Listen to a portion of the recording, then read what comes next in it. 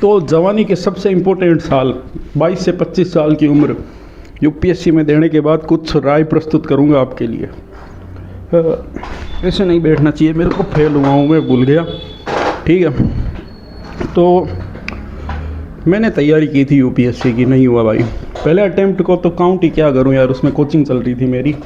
जुलाई में कोचिंग ख़त्म हुई थी और मई में एग्ज़ाम थे, तो क्या ही काउंट करूँ। रही दूसरे अटेम्प्ट की बात, उसमें मेरे 40 नंबर आए थे जीएस में और लगभग 62 कुछ आए थे सी सेट में। और मैं पढ़ पाया था सिर्फ दिसंबर से अप्रैल तक। मई में मेरे एमएससी के एग्ज़ाम आ गए तो मैं हाथ ही नहीं लगा पाया भाई। मैंने बहुत कोशिश की, उससे पहले कुछ इश्यू थे मेरे।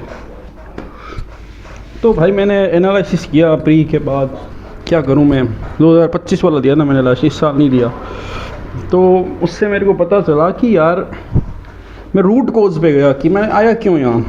तो मैंने शुरुआत की थी गेमिंग से। बीएससी फाइनल ईयर में, सेकेंड ईयर में मेरा एक गेमिंग चैनल था DESHMS नाम से, जो यूट्यूब पे नहीं है, उसकी इंस्टाग्राम प्रोफाइल मिल जाएगी, तुम उसकी क्वालिटी से समझ सकते हो। उसके लिंक में भी तुम जाओगे तो पता चलेगा स्ट्राइक से डिलीट हो चुका है। उसमें कुछ मेरे 70,000 सब्सक्राइबर और कुछ फॉलोवर हुए थे 700-800 सब्सक्राइबर, सॉरी 70,000 व्यू और 700-800 सब्सक्राइबर हुए थे।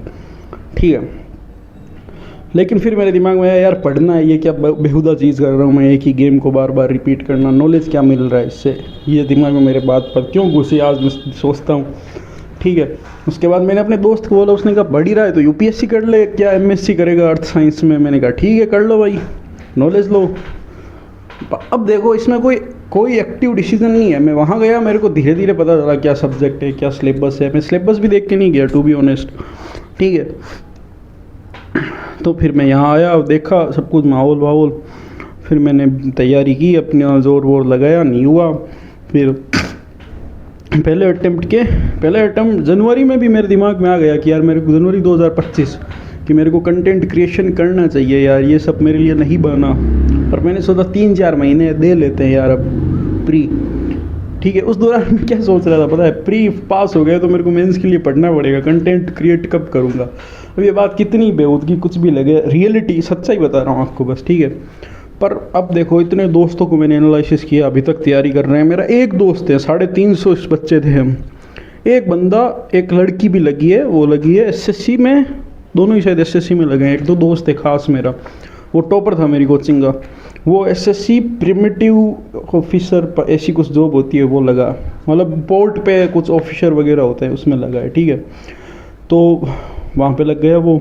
और कोई भी कुछ ही किसी में नहीं लगा। प्री एक बार हुआ था, प्री किसी का भी नहीं हुआ मेरी नज़र में अभी तक, एक का भी प्री नहीं हुआ। अब मैं डिमोटिवेट नहीं कर रहा आपको। ठीक है, अब आपको तैयारी कब करनी चाहिए कब नहीं करनी चाहिए, मैं तो बस ये बताने आया हूँ।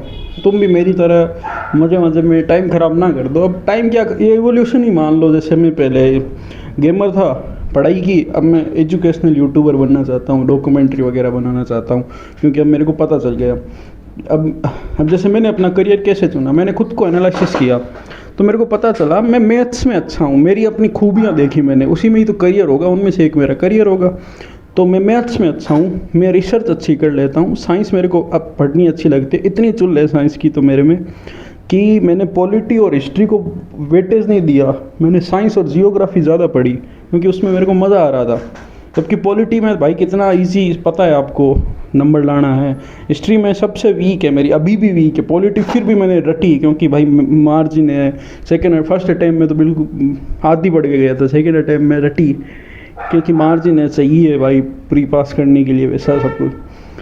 पर वो ज़बरदस्ती था यार, मेरे को खुद को पता चल रहा था। एक पॉलिटी सादा पढ़ने के लिए मेरे को महीने लग रहे थे और वही साइंस और जियोग्राफी हो तो मैं 10-10 दिन में करके रख देता था अच्छे से, वो भी।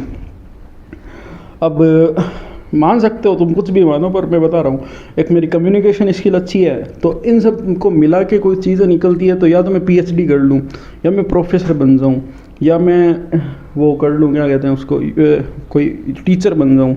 एक ही बात हो गई, मतलब टीचर। अब उसके बाद मैंने अपने लाइफ के गोल भी देखे।